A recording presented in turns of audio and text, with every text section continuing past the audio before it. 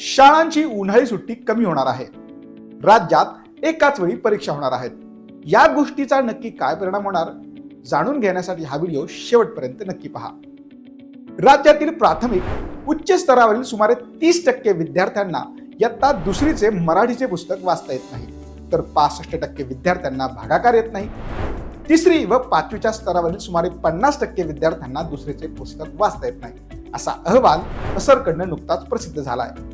त्यावरून प्राथमिक व माध्यमिक शाळांच्या दर्जाबाबत प्रश्नचिन्ह उपस्थित झाले आहे. प्राथमिक शिक्षकांनी हा अहवाल फेटाळला असला तरी शासन स्तरावर विद्यार्थ्यांची गुणवत्ता वाढवण्याचा निर्णय घेण्यात आला आहे. त्यामुळे विद्यार्थ्यांच्या परीक्षा यंदा उशीर होणार आहे. त्याचा शाळांच्या सुट्ट्यांवर कसा परिणाम होणार पाहूयात आजच्या विषय सोपामध्ये.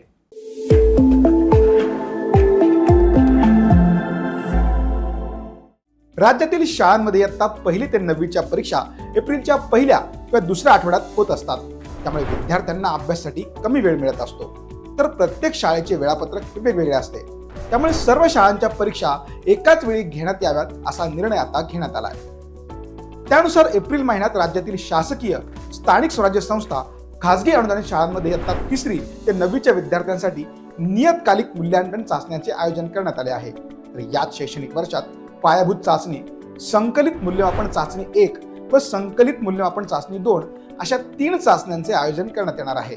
शासकीय, स्थानिक स्वराज्य संस्थांच्या तसेच खासगी अनुदानित शाळांना 3री ते 9वीसाठी प्रथम भाषा गणित व तृतीय भाषा इंग्रजी या विषयांसाठी संकलित मूल्यमापन 2 च्या प्रश्नपत्रिका राज्य शैक्षणिक संशोधन व प्रशिक्षण परिषद महाराष्ट्र पुणे या कार्यालयाकडून पुरवण्यात येणार आहेत. इतर व्यवस्थापनाच्या शाळांना सर्व प्रश्नपत्रिका शाळा स्तरावर तयार करायच्या आहेत.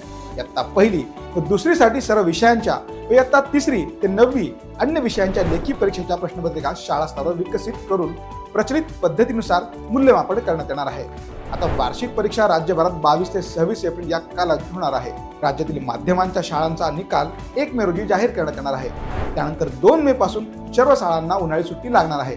आता सुट्ट्या किती कमी होणार ते पाहूयात. शिक्षकांना सुट्ट्या या 1 मे नंतर लागत असतात, पण यंदा विद्यार्थ्यांच्या सुट्ट्या मात्र सुमारे 10 ते 15 दिवसांनी कमी होणार आहेत. प्राथमिक व माध्यमिक शाळांच्या परीक्षा या 10वी व 12वीच्या परीक्षा झाल्यावर होत असतात. शक्यतो एप्रिल महिन्याच्या पहिल्या किंवा दुसऱ्या आठवड्यात परीक्षा संपलेल्या असतात. त्यानंतर विद्यार्थ्यांना सुट्ट्या लागतात. त्यामुळे यंदा वार्षिक परीक्षा उशीर होणार असल्याने विद्यार्थ्यांच्या सुट्ट्या मात्र कमी झाल्या आहेत.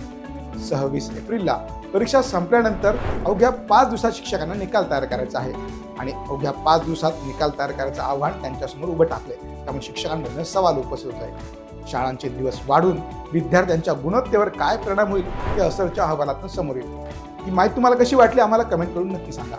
तसेच लेट्सअपचे असेच नवनवीन माहितीपूर्ण व्हिडिओ पाहण्यासाठी लेट्सअपच्या सर्व सोशल मीडिया प्लॅटफॉर्मला फॉलो करायला विसरू नका.